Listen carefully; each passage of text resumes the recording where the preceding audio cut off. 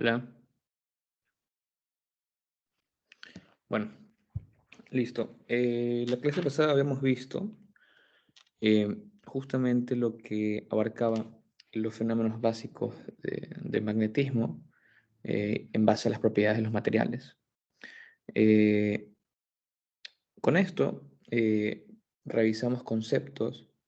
Primero el magnetismo, revisamos conceptos básicos del magnetismo, que es la magnetización, que es la fuerza de campo magnético, el que es la susceptibilidad, la permeabilidad. ¿Ok? Entonces, ya con esto en mente, nosotros podemos comenzar a ver aspectos más profundos en las propiedades magnéticas de los materiales. Y después de esta parte, esta unidad, comenzaremos a ver ya prácticamente lo que son la parte cuántica y cómo nace todo esto. ¿Ok?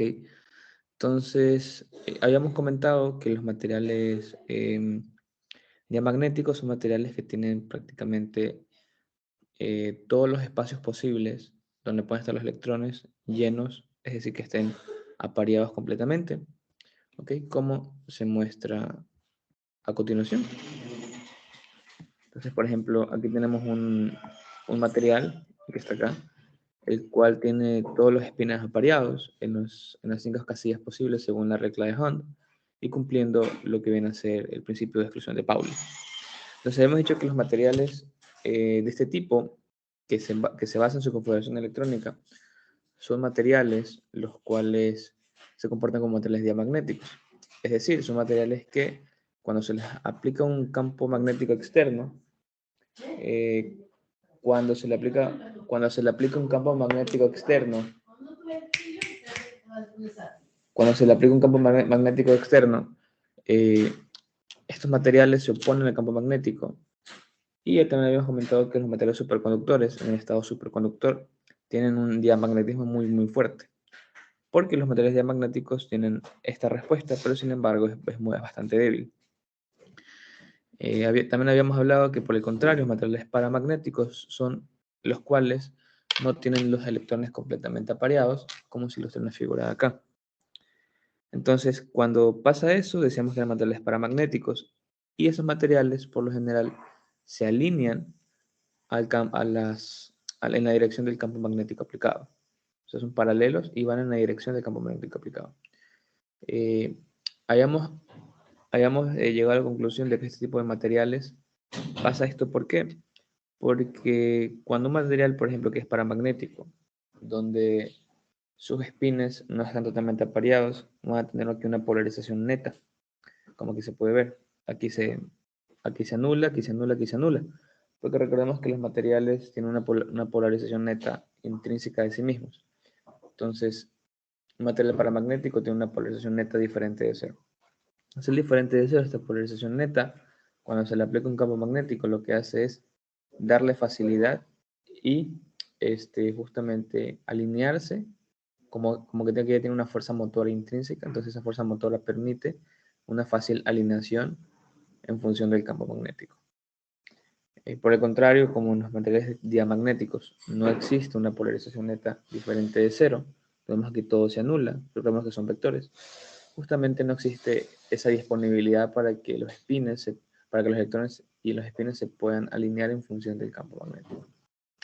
Eso es lo que pasa, ya habíamos llegado a esto.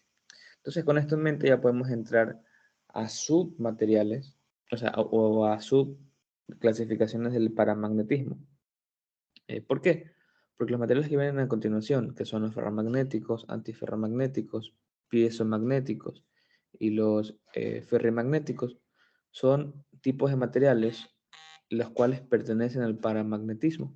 Y se va a observar que justamente también existe una transición entre, por ejemplo, el ferromagnetismo al paramagnetismo. Entonces, con esto en mente, podemos ingresar a ver qué es, en primer lugar, el ferromagnetismo. El ferromagnetismo es una propiedad de los materiales muy fuerte y es literalmente un paramagnetismo, pero mucho más fuerte. Lo que el paramagnetismo es muy débil. Entonces, el ferromagnetismo es como que la versión mejorada del paramagnetismo. Por lo cual, como dice una diapositiva, el paramagnetismo es la magnetización a favor del campo la cual es increíblemente fuerte en comparación con los paramagnéticos. Ejemplos de estos tipos de materiales son los materiales los materiales de níquel, los materiales de hierro y, por ejemplo, los materiales de disprosio. También tenemos el cobalto. Entonces, estos materiales son por excelencia ferromagnéticos. En esta imagen podemos ver justamente un selenoide y es lo que quiero explicar. Y digamos cómo es el proceso del ferromagnetismo en el material. Entonces, imagino que tenemos aquí un solenoide, es decir, es un material conductor por el cual está pasando una corriente, pasa que una corriente I, y al dar vueltas y al moverse alrededor de esta espiral o de este número de espiras, se comienza a generar un campo magnético. Eso viene con la fórmula de campo magnético, es igual al número de espiras por la intensidad de corriente por la permitida en el vacío sobre la longitud de la bobina. Entonces, por ejemplo, si yo mañana tengo esta bobina y yo comienzo justamente con este campo magnético que se crea por efecto de la corriente, y yo comienzo a intentar hacer una inducción electromagnética en este material, que es una pieza de hierro, pues lo que va a pasar es que el hierro, bueno, los magnetos del hierro o los momentos magnéticos del hierro propios se van a alinear en función del campo magnético que se está aplicando, ya sea que vaya de acá a acá o de acá a acá. Y eso es lo que va a pasar. Ahora, ¿qué es lo que pasa? Al momento de yo comenzar a magnetizar este material, yo voy a tener justamente unas etapas. Porque no es que o sea, no es que la magnetización sea porque sea, sino que hay justamente un conjunto de etapas las cuales se unen y nos permiten entender cómo se comporta mejor el ferromagnetismo. ¿Ok? Entonces estas etapas las voy a explicar. Es la magnetización remanente. Esto yo lo relaciono mucho a lo que vienen a ser los diagramas de fases, por ejemplo, en el diagrama de hierro-carbono. Entonces, yo que me quiero referenciar a esto. Por ejemplo, los materiales, bueno, yo mañana tengo justamente un diagrama de fase hierro-carbono, y lo que pasa es que siempre hay un límite de solubilidad, ¿ok? De tal elemento en tal elemento. Es decir, yo no puedo poner cuanto yo quiera en tal elemento, sino que hay un límite de solubilidad. Parecido como cuando tiras sal en agua. A un momento se disocia, pero en un momento donde ya no es posible que haya esa disociación de la sal en el agua. Es parecido justamente al límite de solubilidad de los diagramas de hierro-carbono. ¿Ok? Entonces, eh, aquí mejor voy con esto. Entonces, ¿qué pasa? Esa cantidad límite llevándolo a los fenómenos magnéticos es lo que se va a llamar magnetización de saturación. Es decir, es el límite al cual yo puedo magnetizar mi material. ¿Ok? Entonces yo no puedo decir que yo voy a magnetizar mi material toda la vida o no tengo un límite.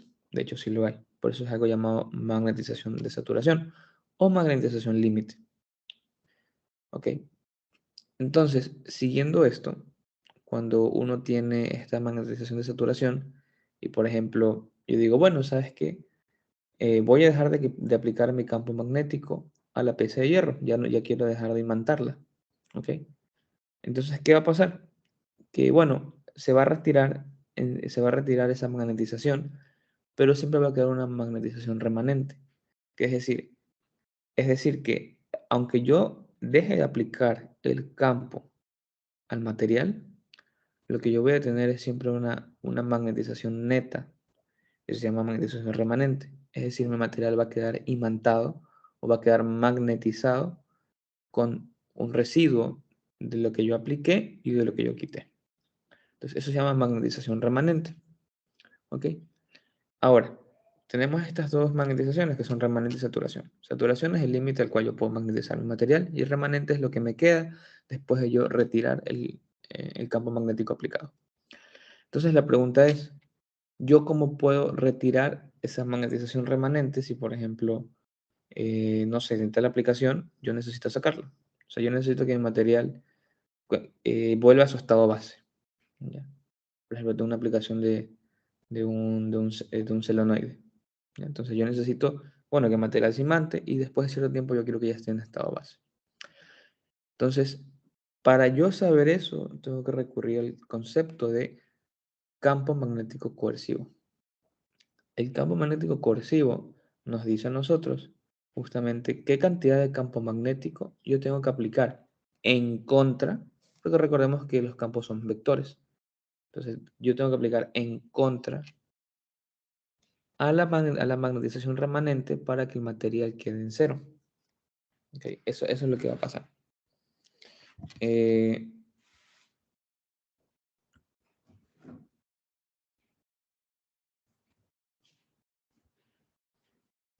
Listo.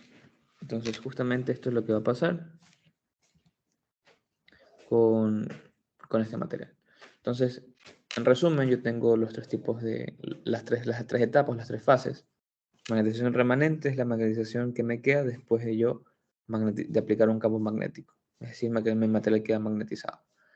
Mi magnetización de saturación es mi magnetización máxima o límite a la cual yo puedo magnetizar el material, parecido al límite de solubilidad, por ejemplo, de azúcar o de sal en agua.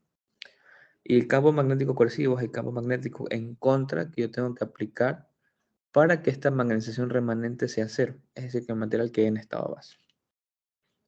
Entonces, con esto en cuenta, podemos avanzar a justamente esta imagen, ¿no? Entonces, la imagen que yo les muestro acá es una imagen para que se den cuenta de cómo se genera el campo magnético y bueno, y la pieza. Esta imagen es más real, entonces prácticamente, solamente lo voy a explicar un poco menos, entonces prácticamente lo que yo hago aquí es tener este hilo de cobre, por ejemplo, y le hago pasar corriente a través de un power supply o de una fuente de poder. Entonces esto comienza a generar un campo magnético y bueno, lo que pasa es que comienzo a magnetizar el material que está acá adentro. Bueno, aquí tenemos un fluxómetro, es decir, esto un dispositivo que nos ayuda a medir el flujo magnético. Y bueno, eso es prácticamente. Eso es prácticamente el ferromagnetismo y va muy relacionado justamente con una inducción electromagnética.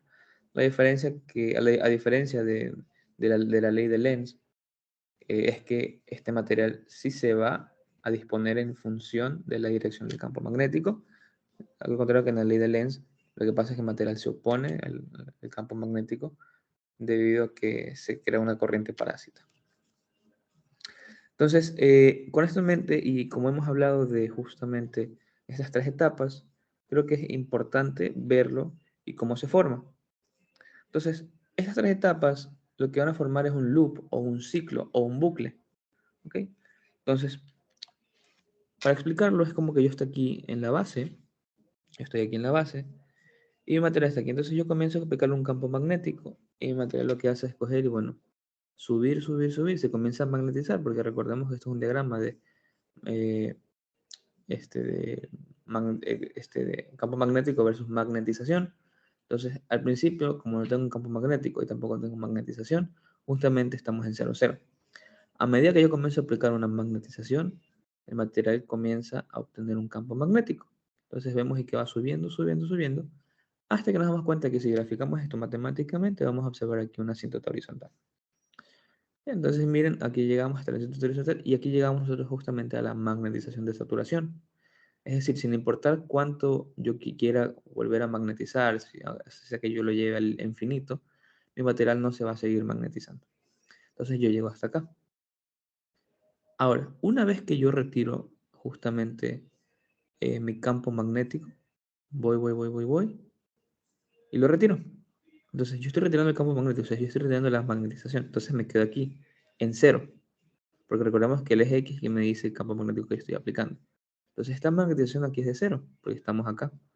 Entonces, como yo me ubico aquí donde está el mouse, me ubico aquí, entonces, justamente, ahora yo tengo una coordenada que está en cero, pero tengo justamente una coordenada MR. Es decir, tengo un valor de campo magnético en el material diferente de cero. Este valor que está acá se llama magnetización remanente. Entonces aquí tengo mi magnetización remanente. Ahora, ahora vuelvo a repetir. Entonces, si yo mañana quiero coger y retirar esta magnetización que me quedó en el material, yo tengo que coger y aplicar un campo magnético coercitivo.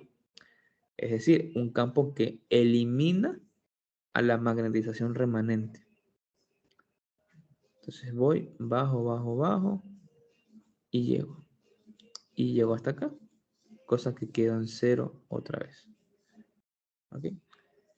Entonces, si yo comienzo a graficar esto con varios puntos, voy tomando datos, voy tomando lecturas, me voy a dar cuenta que voy a formar un bucle. Eso se llama el loop, un loop o un bucle de justamente la magnetización de un material ferromagnético. En base a esto, aquí tenemos varias ideas. Y aquí como le dice, ¿no? Es un fenómeno típico en magnetos permanentes. Aquí yo me refiero con magnetos permanentes, es decir, materiales que tienen la facilidad de ser magnetizados y que tengan justamente, que se queden con cierta magnetización. Y entonces, este se llama magnetos permanentes y vamos a tener diferentes tipos de magnetos, los que son magnetos suaves y magnetos duros.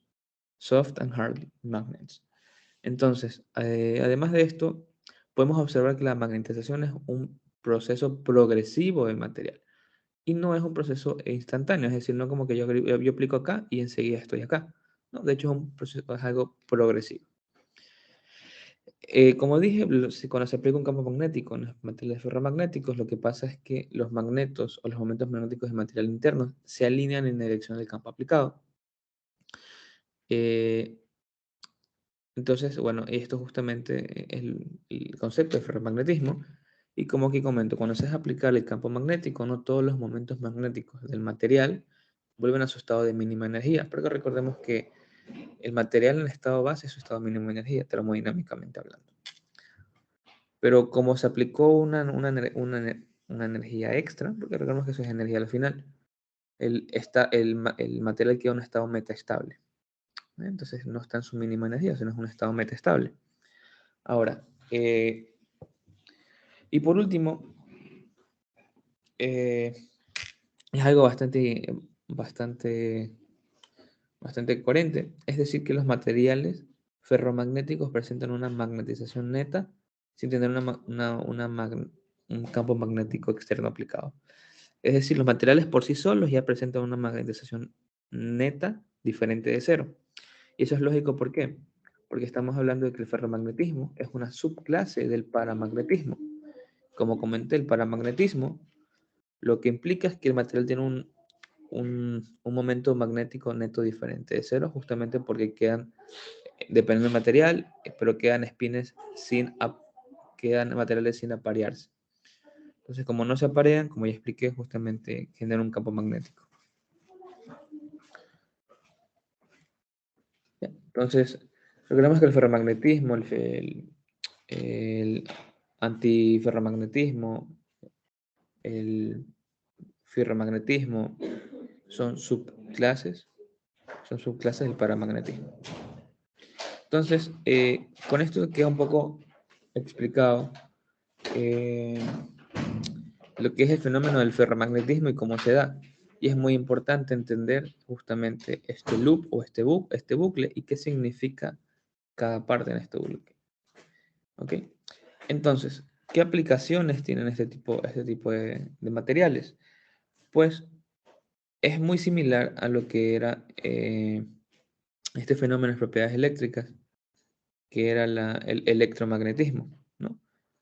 Entonces, ¿qué aplicaciones tiene? Pues tiene aplicaciones, por ejemplo, cuando uno usa estas tarjetas de Metrovía o usa tarjetas de- usa tarjetas de transporte público en las cuales uno tiene un cierto saldo o tiene un cierto dinero en la cuenta para usar los boletos, para poder comprar los boletos. Entonces, justamente es esto que está acá. Entonces, ¿qué es lo que hace la tarjeta? La tarjeta tiene justamente un material aquí que es ferromagnético, donde lo que se va a usar es justamente este concepto de la magnetización remanente. ¿Qué es lo que se hace? Yo, por ejemplo, voy a la estación de recarga de tarjetas y cargo mi tarjeta, ¿no? Cargo mi tarjeta con cierto saldo. Un ejemplo, te pongo $3. Entonces, cuando yo lo paso por esta ranura que está acá, lo que hace la señal eléctrica del lector es mandar justamente un pulso. Este pulso se convierte en un campo magnético muy pequeño y lo que hace es alinear y codificar en sistema binario de cierta forma justamente los campos magnéticos propios del material.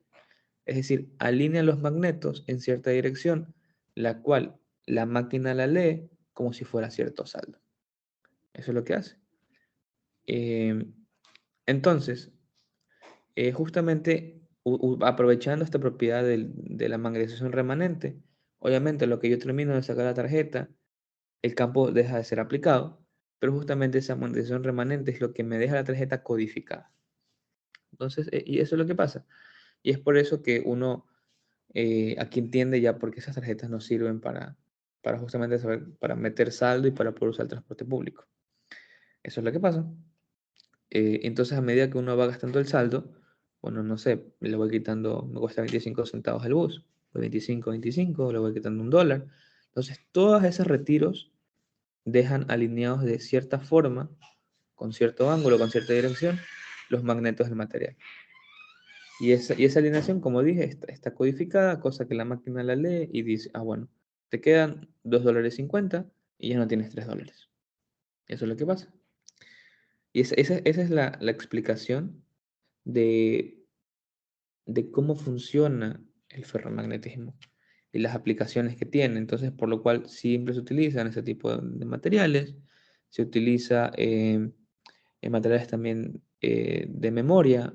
Por ejemplo, homólogamente los USB se utilizan materiales, eh, ¿cómo se llaman?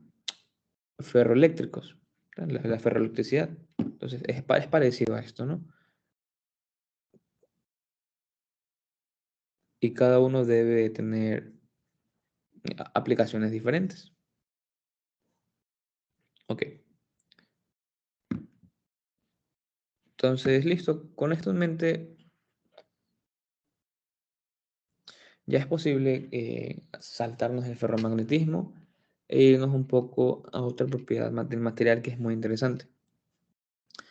Bueno, antes nos falta justamente discutir, bueno, hemos hablado del ferromagnetismo, de cómo se da, hemos hablado del fenómeno, hemos hablado de las aplicaciones, pero hay que ver algo, y hay que ver la dependencia del ferromagnetismo con la temperatura.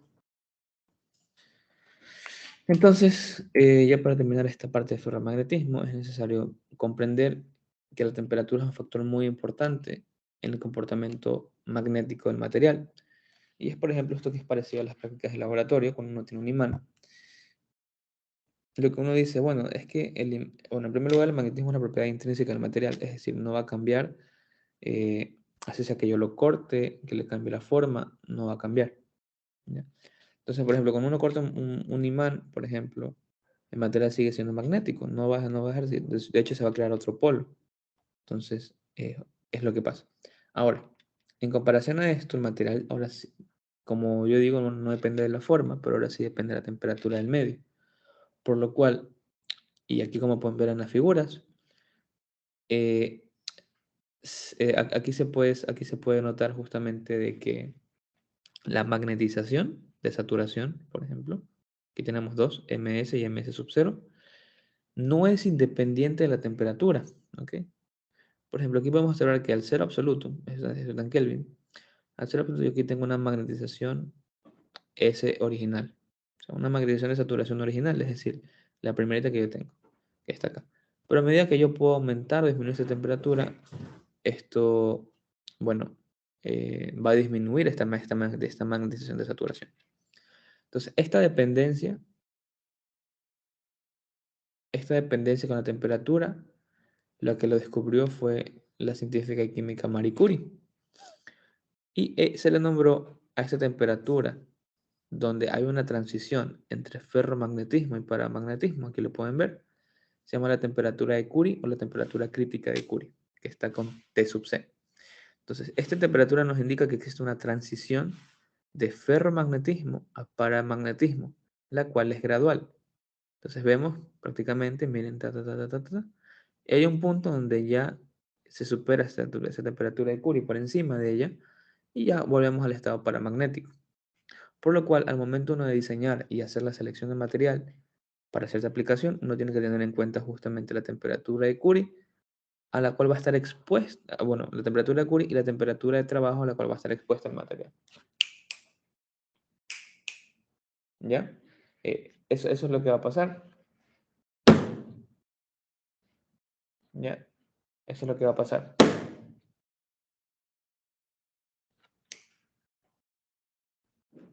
¿Ya? Eso es lo que pasa. Eh, bueno, es importante también tomar en cuenta que para los materiales ferromagnéticos la temperatura de Curie es aproximadamente igual al valor teta. Esto se dio la clase pasada y esto era justamente con la distribución de Curie y esto era la distribución de Curie-Weiss, ¿no? Bueno, en la segunda imagen, bueno, aquí podemos ver justamente la transición ferro a paramagnetismo. En la segunda imagen podemos ver un área ampliada que está cerca, o sea, se hace como un zoom, y aquí podemos ver un área ampliada de la temperatura de Curie. Es como que esta partecita que está acá, ¿ya? Entonces aquí podemos ver un área ampliada, ¿listo? Entonces, esta área ampliada lo que hace es que muestra el punto de Curie para el cual el material se hace paramagnético. Es decir, miren, aquí tenemos este que está ferromagnético, y a partir de esta temperatura de Curie, que es la que nosotros tenemos, el material se comienza a comportar justamente como un material paramagnético. Recordemos que esta distribución de 1 sobre la susceptibilidad era, era justamente estaba en la función de Curie. Aquí tenemos unos ciertos ejemplos de materiales ferromagnéticos, los cuales, bueno, podemos ver su magnetización de saturación al cero absoluto, es decir, ms sub 0, aquí justamente lo dice. Y bueno, y esto puede ser en diferentes unidades, en amperios por metro o en Maxwells por centímetro cuadrado. Podemos ver que, por ejemplo, el hierro, al cero absoluto, tiene una magnetización de saturación de 1.75 por 10 a la 6 amperios por metro. Cobalto, el níquel, el Gd, no recuerdo el nombre, pero aquí podemos ver. Y bueno, y vemos que asociado a esta magnetización de saturación a cero absoluto tenemos la temperatura de Curie. Es la temperatura a la cual, pasados estos grados, el material va a comportarse como material paramagnético. Y podemos observar que el material del hierro está aproximadamente por los 1043 grados Kelvin, que son como 800 grados Celsius, un poquito menos, unos 750 a 760. Es decir, que al momento, por ejemplo, cuando uno está haciendo una fundición, ¿ya? El hierro está líquido, ese hierro líquido ya no es ferromagnético, ¿sí? De hecho va a ser paramagnético. Y eso es lo que pasa. Vamos a ver que el níquel es mucho más bajo, está por los 400 grados Celsius, exactamente a 631 grados Kelvin.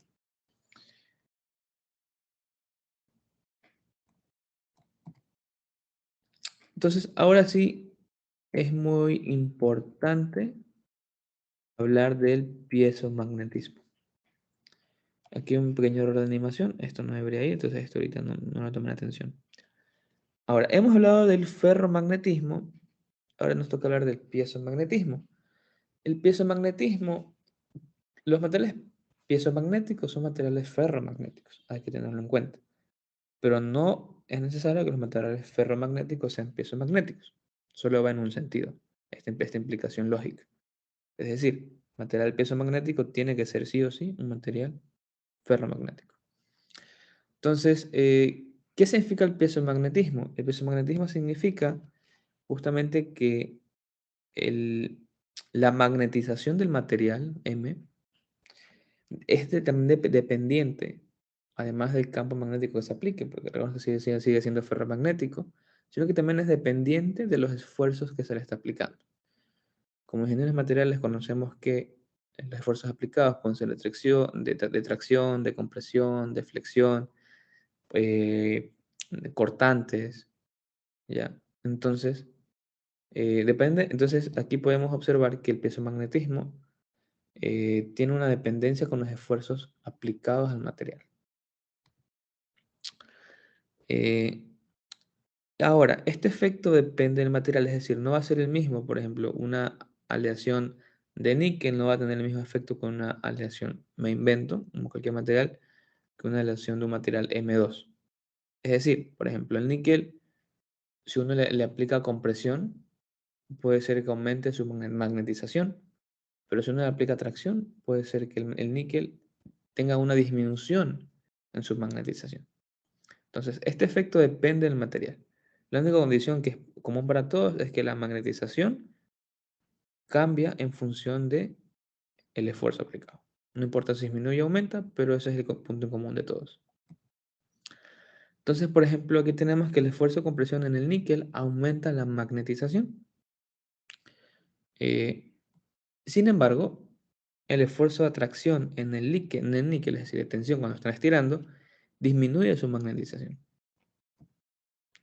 Y aquí podemos ver las gráficas, ¿no? Las gráficas de magnetización versus el campo magnético. Aquí podemos darnos cuenta, ¿no? Que tenemos una curva de, de esfuerzos de compresión, podemos ver, ¿no? Y podemos ver, aquí tenemos una curva de no stress, es decir, que no existe ninguna aplicación de esfuerzos al material, y una curva de tensile stress. Entonces, ¿qué pasa acá? Lo que pasa es lo siguiente, bueno, esta es la real y esta es la que se predice mediante la toma de datos, y esta es justamente el tensile stress que disminuye esa magnetización. Entonces nos damos cuenta que de hecho, cuando uno comprime el níquel, justamente hay una mayor magnetización en el material, y esto es para el níquel. Ahora tenemos otra imagen donde tenemos el hierro. ¿Ok? El hierro, a diferencia del níquel, pues lo que pasa es que con esfuerzos de tensión, el hierro aumenta su magnetización, y con esfuerzos de compresión, el hierro no tiene un aumento de magnetización tan grande. ¿Ok? No es tan grande. Hasta cierto punto, donde ya el esfuerzo de compresión implica una mayor magnetización del material. Y aquí tal sin queda por debajo. Entonces, damos cuenta que, bueno, a esfuerzos relativamente bajos, existe una mayor magnetización del hierro, pero cuando ya estamos a esfuerzos altos en compresión, pues la competencia, la compresión y tensión en la magnetización la gana la compresión. Eh, Ahora, eh, es importante entender justamente cómo es que esto ocurre en base a un aspecto más microscópico, no tanto macroscópico, porque el concepto que les estoy dando es macroscópico, es decir, tú le aplicas un esfuerzo y el material se comporta de tal forma. Pero antes de esto es importante saber qué efecto contrario o cuál es el efecto, el counter de este efecto. Eso se llama magnetostricción. ¿Ya? La magnetostricción es el fenómeno magnético donde al aplicar un campo magnético el material cambia de forma. Es decir, existen esfuerzos en el material que lo hacen cambiar de forma. Es lo contrario de lo que está pasando acá. Si yo mañana tengo un cubito, por ejemplo, de aleación de níquel-hierro, aquí está, una aleación de níquel-hierro, lo que va a pasar es que yo al aplicar un campo magnético, las dimensiones de, por ejemplo, este cubito de 3 milímetros arista, de 3 centímetros arista, puede bajar a 2,5 centímetros arista.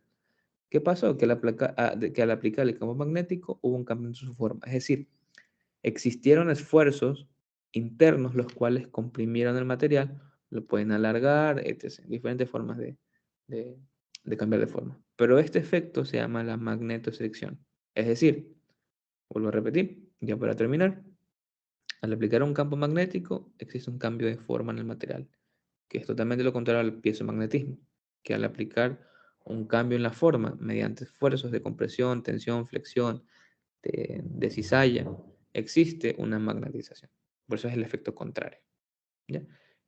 Y eso es lo que pasa. Ahora, es importante también saber el porqué de estas cosas. Bueno, entonces, para hablar de piezomagnetismo tenemos que ir a sus fundamentos. ¿Ya? Entonces,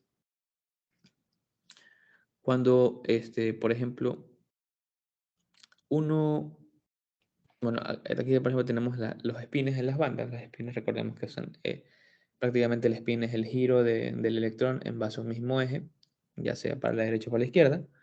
Entonces, tomamos en cuenta los espines en las bandas D, que estén vacías, Entonces, al tener, pues, tener estos espines en las bandas de vacías, bueno, eh, los espines se van a alinear de forma espontánea.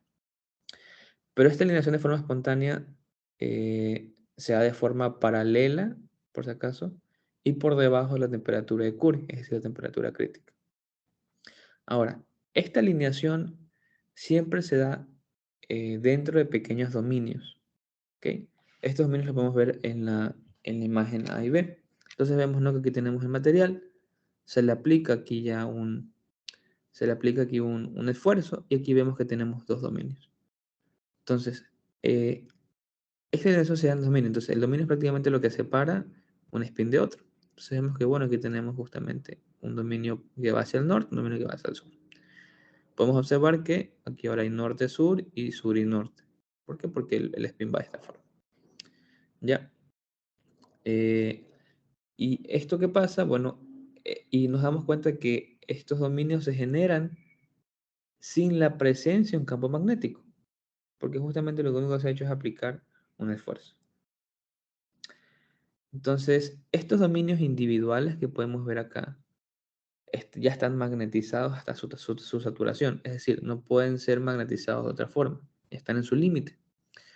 ¿Ya? Entonces, al estar magnetizados hasta la saturación, ¿ya? Y nos damos cuenta que la dirección del spin va hacia acá y va hacia acá son diferentes y cosas, son contrarias, lo que nosotros podemos decir es que justamente los momentos magnéticos propios del material se van a cancelar y la magnetización neta va a ser cero, porque se cancelan. Esto va por acá, esto va por acá y se cancela. Entonces, como la magnetización es neta, neta es cero, entonces, ¿qué pasa? Y cuando se aplica un campo magnético externo, hace que los dominios cuyos espines son paralelos o casi paralelos al campo externo crezcan a expensas de los dominios, de los dominios desfavorablemente alineados. Por ejemplo, acá. Vemos que estos dominios que están acá están alineados en función del campo magnético aplicado. Y estos que están acá no lo están. Entonces, ¿qué hace? Estos dominios crecen y hacen más pequeños estos. Los aquí hacen más pequeños. ¿Por qué? Porque aquí, como dice, un campo magnético externo hace que los dominios cuyos espines son paralelos, estos tres de acá, o casi paralelos al campo aplicado, crezcan a expensas de los dominios que están desfavorablemente alineados. Entonces vemos aquí han crecido. Eh,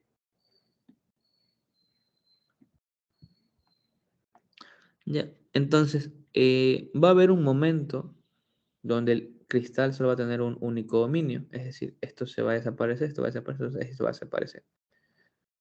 Porque con dominio nos referimos justamente a la alineación. Entonces, ¿por qué?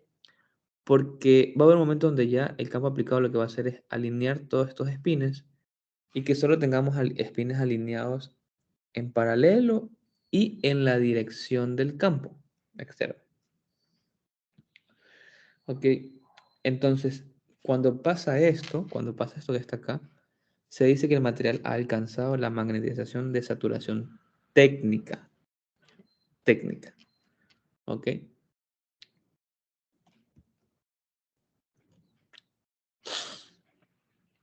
Siguiendo, y esto ¿por qué se debe? Justamente se debe porque si sabemos que se están los espines moviendo en dirección del campo, pues lo que va a pasar es que va a haber una agitación térmica.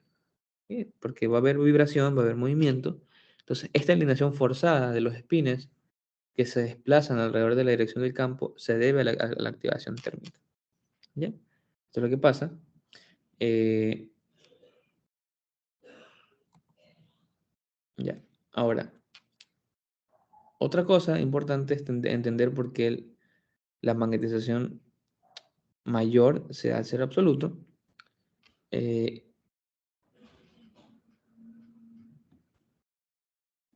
ya. Entonces, ¿por qué pasa esto? Esto pasa porque al ser absoluto no hay un aumento de temperatura. ¿Ya? Y ese aumento de temperatura y ese no aumento de temperatura lo que evita es que se destruya progresivamente la alineación espontánea. Recordemos que al aplicar un campo al aplicar a subir la temperatura, los materiales internamente a nivel atómico comienzan a moverse. Los electrones también, bueno, se mueven, pero comienzan a moverse con más facilidad. Entonces, justamente, esto es como una fuerza que contrarresta eh, la alineación espontánea del material eh, al momento de comenzar a aplicar esfuerzos. ¿Ya? Entonces, eso es lo que pasa. Entonces, por eso es que la mayor magnetización del material que se puede obtener es a 0 Kelvin. Sí o sí. No se puede obtener más. Eh, bueno, y como comenté, es muy importante darnos cuenta que la transición del ferromagnetismo al paramagnetismo es gradual. ¿Ya? Y eso ya lo he explicado. Ahora, una cosa, solo para dejarlo en claro, es que se cree que ligeramente por encima de la temperatura de Curie, que es la temperatura que nos divide, por ejemplo, el, el fenómeno ferromagnético y paramagnético, entonces, ¿qué pasa? Que ligeramente por encima de la temperatura de Curie, estos espines que están acá, que están totalmente alineados, siguen alineados en forma paralela, ¿ya? Porque después recordemos que cuando se ya se aumenta mucho la temperatura ya no se alinean, o se alinean de cierta forma que es ineficiente y por lo cual el efecto paramagnético es muy débil, ¿ya? Entonces, ligeramente por la temperatura de Curie se asume que los espines o los grupos de los espines siguen alineados paralelamente entre sí. Y este fenómeno de alineación eh, después de estar encima de la temperatura de Curie, ligeramente, hago hincapié en eso, se llama orden magnético de corto alcance. ¿Ya? Eso así se llama, así se denomina. Y eso es lo que pasa. Entonces aquí hemos podido ver justamente cómo es que pasa esto. Vemos que al aplicar una tensión, los espines comienzan a... Mira, aquí estamos aplicando una tensión, los espines comienzan a orientarse a favor de, de, de la tensión y eso genera justamente un campo. Eso es lo que ha pasado aquí. Tenemos esto de acá.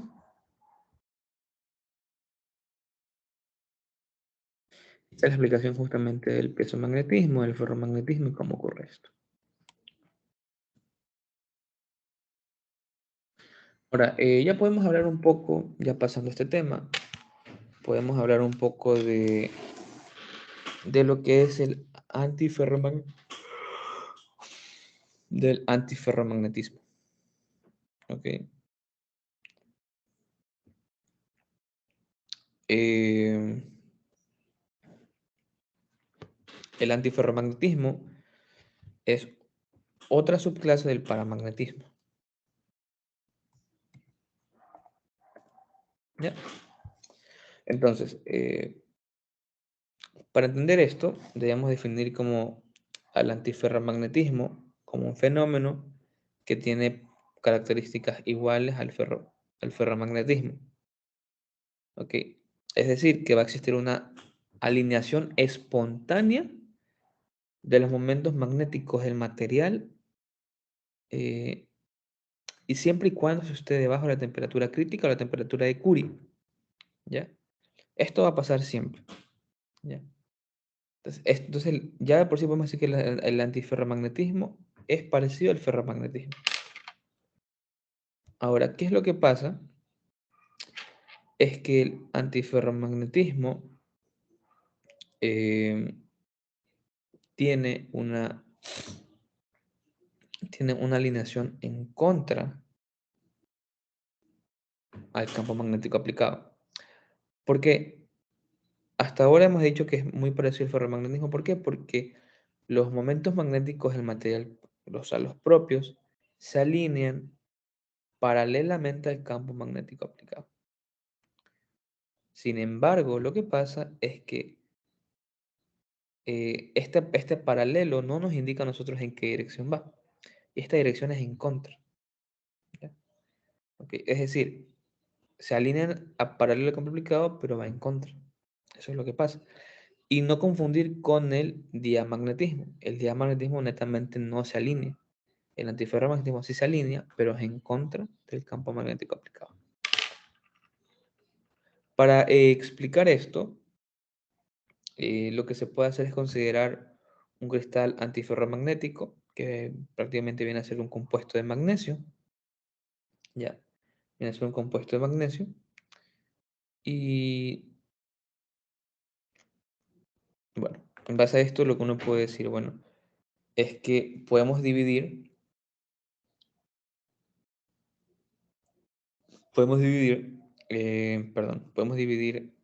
este compuesto en dos subredes. Una subred A y una subred B. Entonces, ¿cuáles son? Bueno, este va a ser un óxido de magnesio, MnO, un óxido de magnesio. Entonces, aquí podemos ver. Entonces, en este compuesto de magnesio, que viene a ser un MnO, un óxido de magnesio, el oxígeno va a estar, bueno, o los iones de oxígeno van a estar representados con las bolitas blancas, estas que están acá, ¿ok? Y justamente las bolitas negras y las bolitas grises van a hacer espines, ¿ok? Van a representar los espines de los iones de magnesio, ¿ya? Entonces, por ejemplo, si el campo magnético va aplicado en dirección de sur a norte, es decir, de abajo hacia arriba, podemos asegurar que eh, los compuestos grises, los compuestos negros, están a favor, si va de abajo hacia arriba, están a favor del campo magnético aplicado. Sin embargo, los compuestos grises y los compuestos grises van en contra del campo magnético aplicado. Por lo cual, yo puedo decir lo siguiente. En primer lugar, en el óxido de magnesio, en los compuestos de magnesio, el oxígeno, de forma general, el oxígeno no contribuye magnéticamente al material. Son como que inertes, dicen, no sabes qué, yo aquí no me meto, yo no voy a incluir nada. Lo que aquí molesta, justamente acá, lo que aquí va a ser el problema, son los iones de magnesio. ¿Ok? Podemos darnos cuenta que justamente em, este óxido de magnesio tiene una estructura de rock salt, es decir, tiene la misma estructura que el cloruro de sodio o la sal de mesa. Eh, es decir, que como dije, los iones de oxígeno al, no contribuyen a un comportamiento magnético. Sin embargo, los iones negros y grises del magnesio sí contribuyen al comportamiento antiferromagnético. ¿Ya? Ok.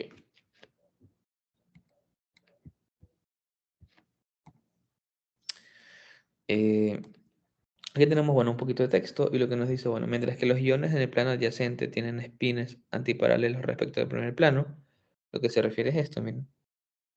Acá en la figura B, vemos que en este plano que está acá, tenemos justamente, miren, eh, podemos ver, bueno, tomemos como si fuera este primer plano.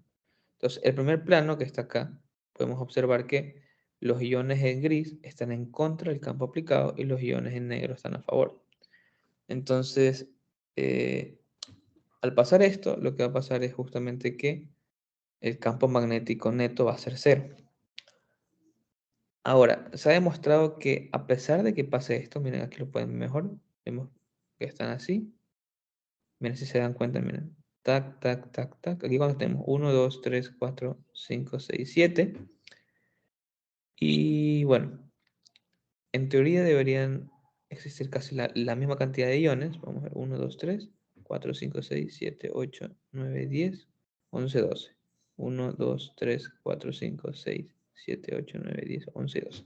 Ok, sí, como comenté, en teoría, como son espines contrarios, si se dan cuenta aquí dice, mientras que los iones del plano adyacente tienen espines antiparalelos respecto al primer plano, ¿qué va a pasar? Como tenemos igual cantidad de iones que están contrarios, pues lo que va a pasar es que estos momentos magnéticos del sólido o del material se van a cancelar, se van a anular, por lo cual el material de forma macro no tiene un momento magnético neto.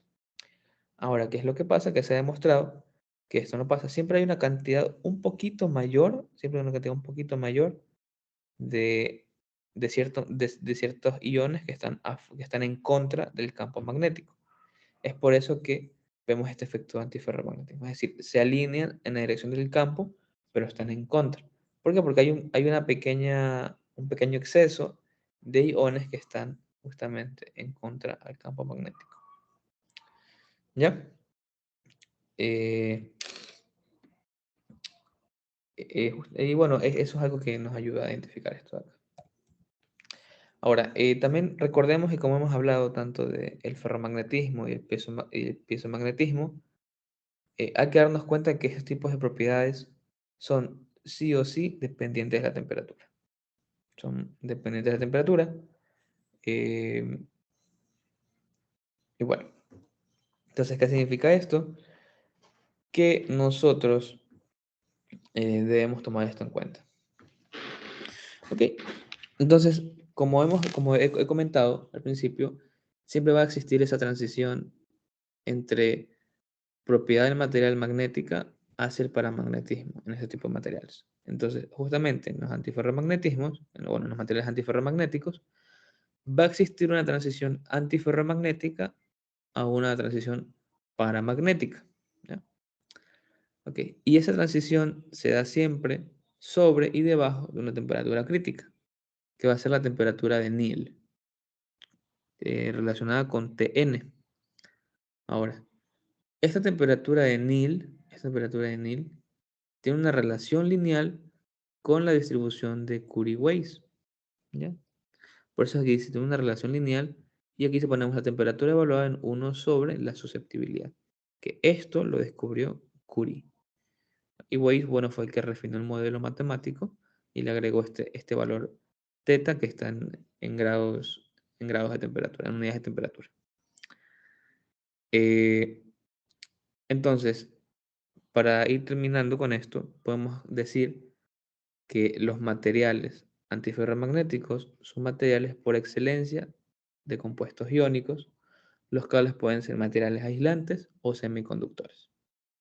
Entonces, y de hecho aquí podemos ver justamente, si se dan cuenta, aquí tenemos, miren, el óxido de magnesio, tenemos aquí se llama la fluorina, que es justamente un fluoruro de magnesio, tenemos el alfa magnesio, tenemos un óxido de hierro, tenemos un óxido de níquel, un óxido de cobalto, tenemos cromo, como puro. Estos materiales, por lo general, son aislantes o semiconductores. Y algo que hay que tomar en cuenta también es que si nos damos cuenta, mira la distribución de 1 sobre la susceptibilidad versus la temperatura, vemos que la temperatura de Curie-Weiss, como va aquí, bueno, llega hacia un valor menos teta. Entonces, ¿qué pasa esto? Vamos a decir, entonces, ¿qué es lo que pasa? Que por debajo de la temperatura de Néel, la susceptibilidad eh, con la cual es inversamente proporcional a la temperatura, eh, aumenta. ¿Por qué? Porque estamos disminuyendo la temperatura. Vamos disminuyendo la temperatura. Entonces, cuando nosotros queremos hacer la intersección aquí, nos damos cuenta que tenemos un menos teta, lo cual está en grados Kelvin y eso es imposible. ¿Ya?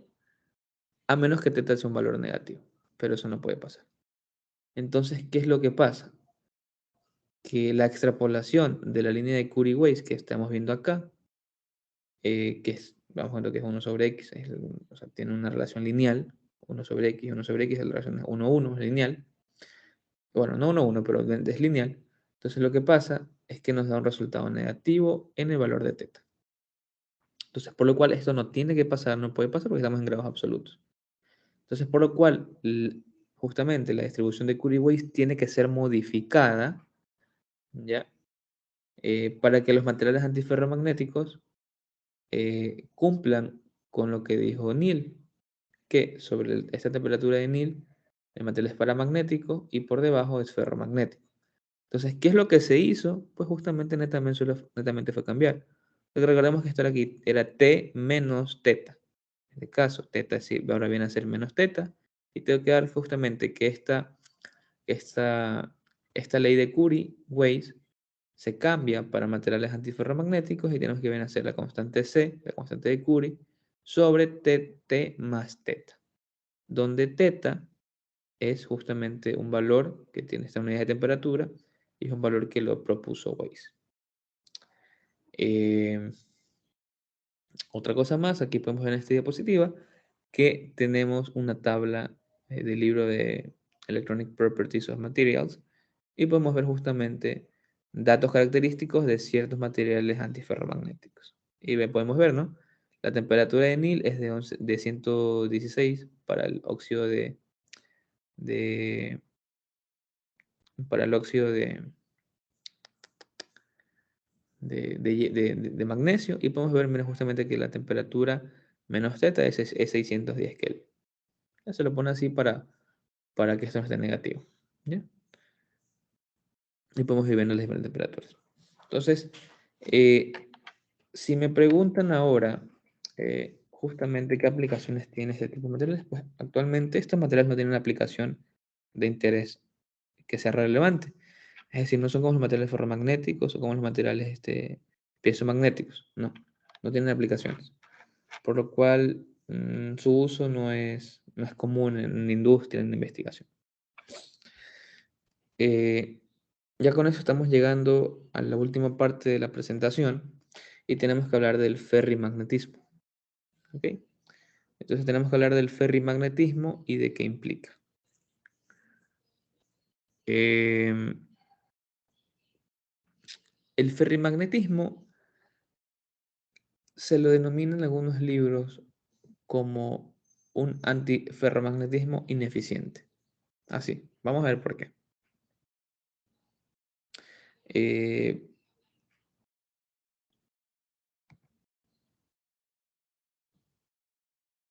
entonces, vamos a ver por qué, pero vamos a parar la presentación para poder escribir.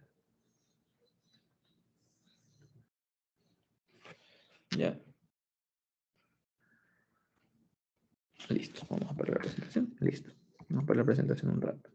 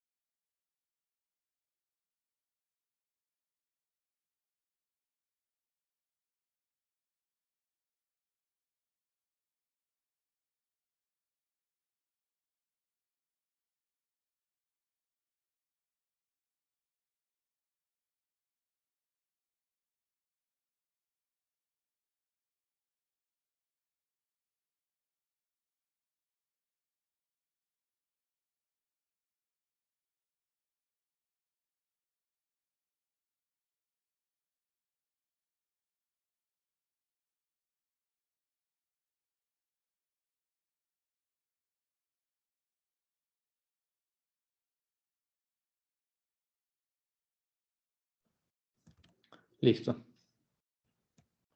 Entonces, ya podemos hablar justamente sobre el ferrimagnetismo.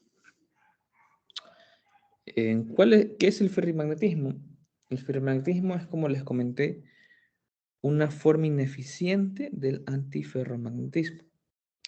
Es decir, se va a producir, efectivamente, se va a producir un alineamiento paralelo al campo magnético aplicado. Es decir, se produce un ordenamiento magnético de los momentos magnéticos de la muestra. Es decir, prácticamente el material, los momentos magnéticos se van a alinear en favor del campo magnético aplicado. Ahora, ¿qué es lo que pasa? ¿Y por qué se le dicen el ineficiente o el que está mal? Lo que pasa es que estos momentos magnéticos del material están alineados en la misma dirección, pero no todos en el mismo sentido. Por ejemplo, yo aquí tengo están aquí bien randoms, ¿no? Están aquí randoms, están para acá. Yo vengo, les aplico un campo magnético,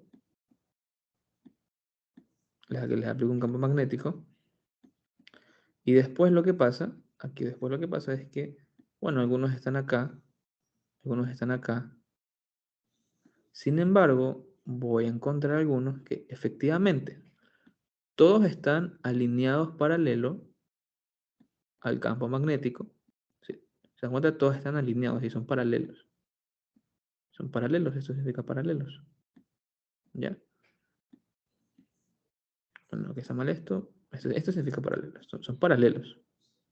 ¿Ya? Sin embargo, hay unos que están efectivamente en la dirección y otros están en contra. Esto es el ferrimagnetismo. En pocas palabras, el ferrimagnetismo es la alineación, o sea, es la alineación de los momentos magnéticos del material, los cuales no están todos a favor. Es decir, existen en contra y a favor. Voy a encontrar así y voy a encontrar así. Esto que está acá, esto que está acá, es el ferrimagnetismo. Porque es por eso que le dicen que es el ineficiente del antiferromagnetismo. El antiferromagnetismo es todo en contra. En contra. El ferrimagnetismo es la versión barata que está a favor y en contra. Si no se decide. Bien. Eso es lo que pasa. Ahora, que como les dije, bueno, se produce un ordenamiento magnético en los momentos magnéticos de la muestra. Los momentos magnéticos materiales están alineados en la misma dirección, pero no en el mismo sentido. Es decir, aquí debe ser no todos en el mismo sentido.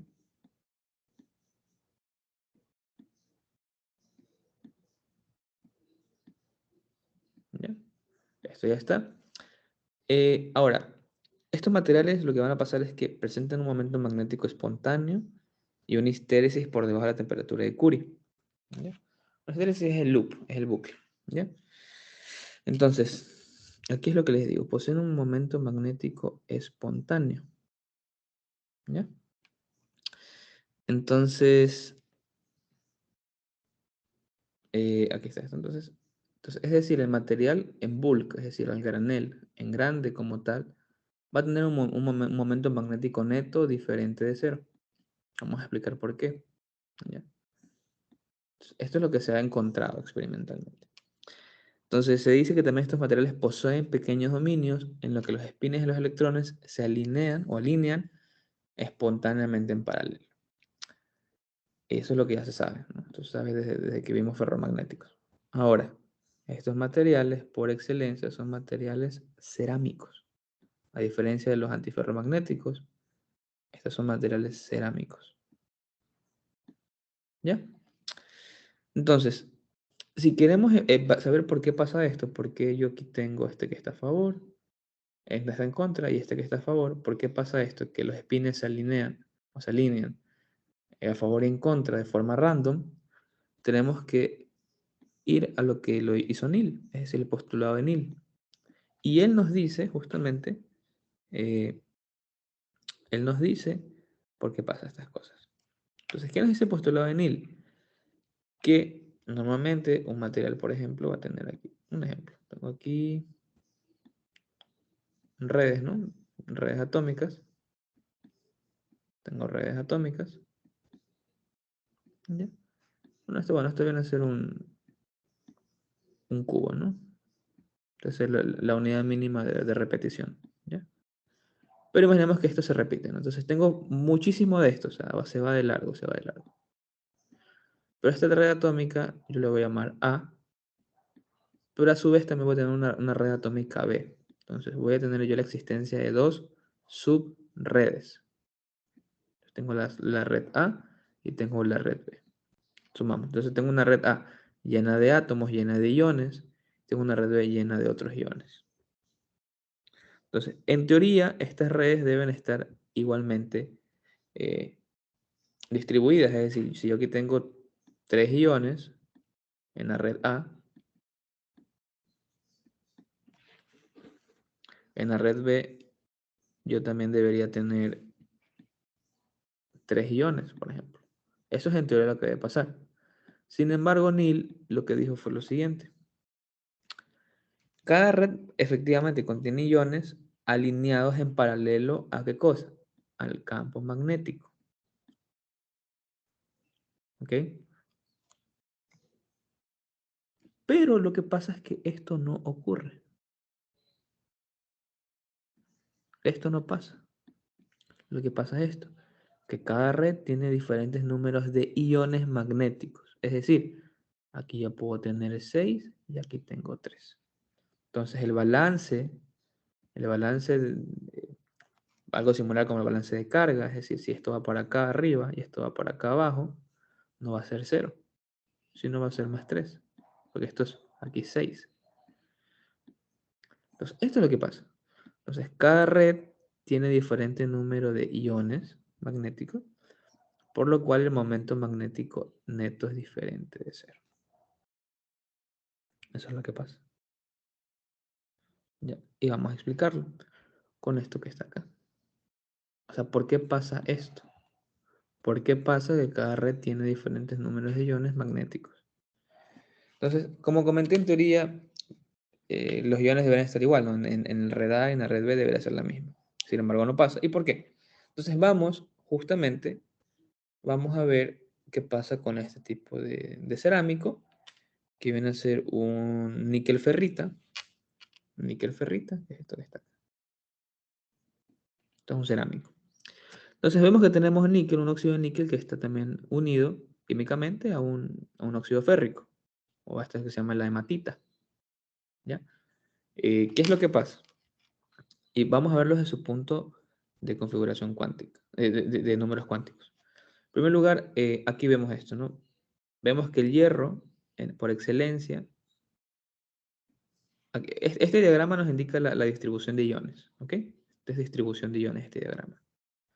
Entonces, vemos que el hierro tiene ¿cuántos? Eh, tiene 8, tiene 8 espines alineados perfectamente. Y vemos que acá lo tenemos así.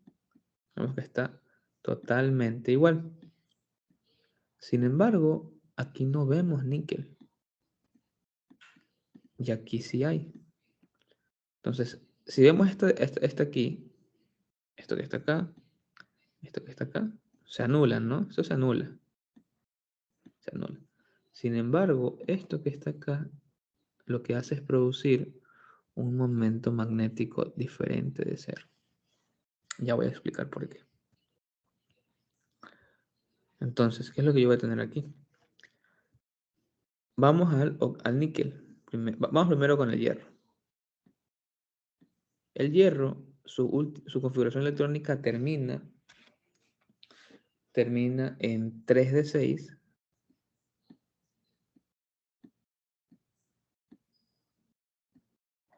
y termina en 4s2. ¿Ya? Ok. Es decir, que en los últimos niveles energéticos nosotros tenemos 8 electrones. Tenemos 8 electrones. Ok. Entonces, por ejemplo, entonces aquí tengo 8 electrones. Entonces, si me pongo a hacer la regla de Hund,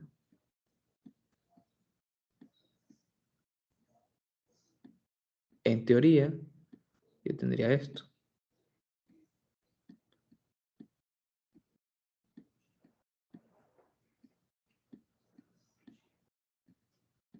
Esto es en teoría lo que pasaría. Solo cogiendo el hierro. Recordemos que esto no es hierro puro.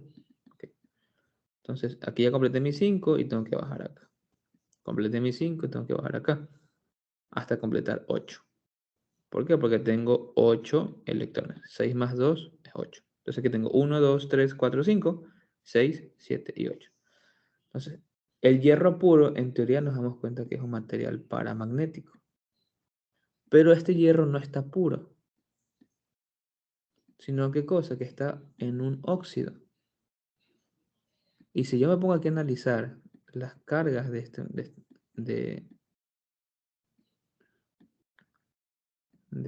este óxido, yo sé que por excelencia el oxígeno tiene menos 2 de valencia, 3 por menos 2 es menos 6, aquí yo tengo que poner una carga que me supa esto y que todo esté neutro. Es decir, que a la final, este óxido de hierro es F2 con carga positiva 3 o 3 con carga negativa 2. Es decir, que este hierro que está acá tiene una deficiencia electrónica. Ha perdido 3 electrones. Como perdió 3 electrones, yo aquí le quito, pues tengo 1 aquí. Tengo 4S2. Este 4S2 yo solo tengo que quitar. 4S2. Le quito 2 y me queda 4S0. Que eso prácticamente no existe. O sea, es 0. Esto no está. Entonces, en pocas palabras, yo aquí tengo, este 4S2 se va y me va a quedar aquí un 3 de 5. Le quité 2 acá, me falta quitarle 1 acá. Entonces me digo con 3 de 5. Y si yo hago esto,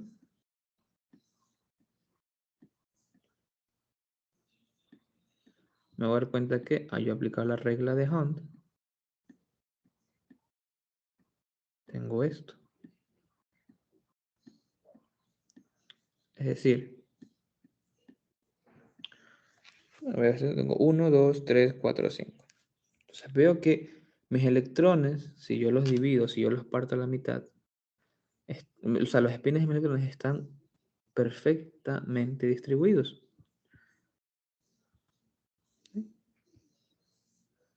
Yo aquí me parto la mitad, aquí me paro aquí, y aquí hay 2, y aquí hay 2. Es por eso que, si se dan cuenta, el hierro se distribuye de igual forma para la red A y para la red B. Y lo pueden ver acá. Tengo 5 espines hacia arriba, tengo 5 espines hacia abajo. ¿Por qué? Porque se distribuye muy bien.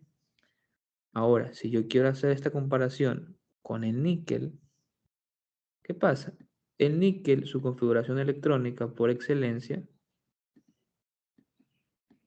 es 3d8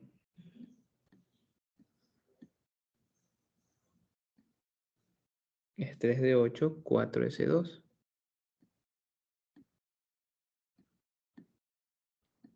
¿Ya? Ahora, yo necesito níquel, necesito el ion de níquel que está anexado a esto. Nos damos cuenta que el oxígeno tiene menos 2 y para que esto esté neutro tiene que ser el níquel más 2. Por lo cual yo aquí lo que tengo es un níquel con deficiencia electrónica de 2 electrones.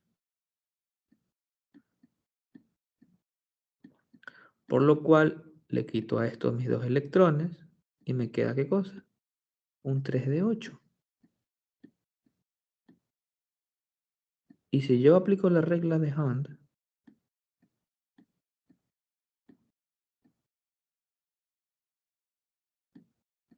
lo que tengo es esto.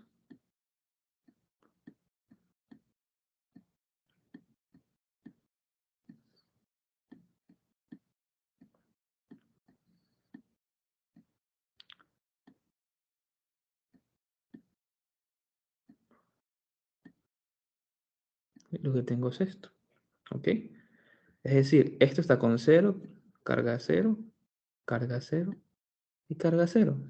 Pero aquí, a diferencia del hierro 3, que está acá, esto me queda aquí aquí se me queda una deficiencia de momentos magnéticos.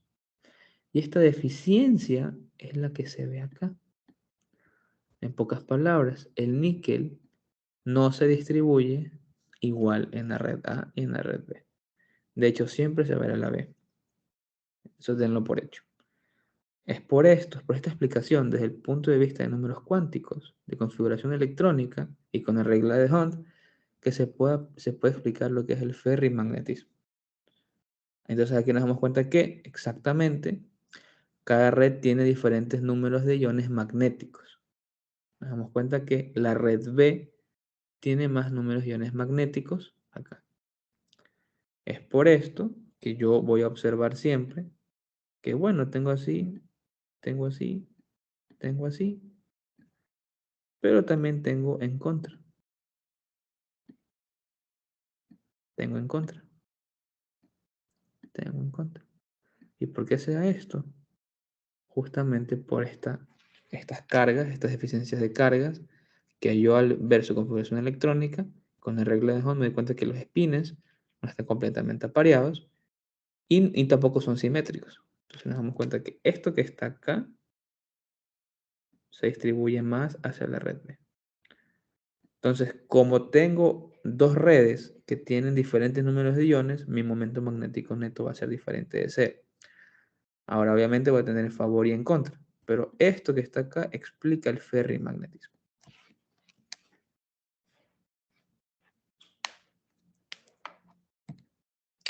Por último, vamos a ver el ferrimagnetismo y su dependencia con la temperatura. Bueno, podemos observar que el ferrimagnetismo no tiene una dependencia lineal según la distribución de Curie. Miren cómo nos damos cuenta, ¿no? Miren cómo va. Es toda una curva. Entonces ya ahí nosotros podemos hacer. Entonces, esto es muy similar. Ya terminando, nos damos cuenta que la dependencia de la temperatura de la mayoría de materiales ferrimagnéticos es muy similar a los materiales ferromagnéticos. Es decir, yo aquí tengo una transición de ferrimagnético a paramagnético. ¿Ya? ¿Y esto cuándo se da? Cuando yo paso mi temperatura crítica, cuando yo la paso mi temperatura de Curie. Entonces, a esto se refiere con esta similitud. Por último, podemos ver que la magnetización de saturación, que está acá, disminuye con el aumento de temperatura, justamente como habíamos dicho, disminuye con el aumento de temperatura.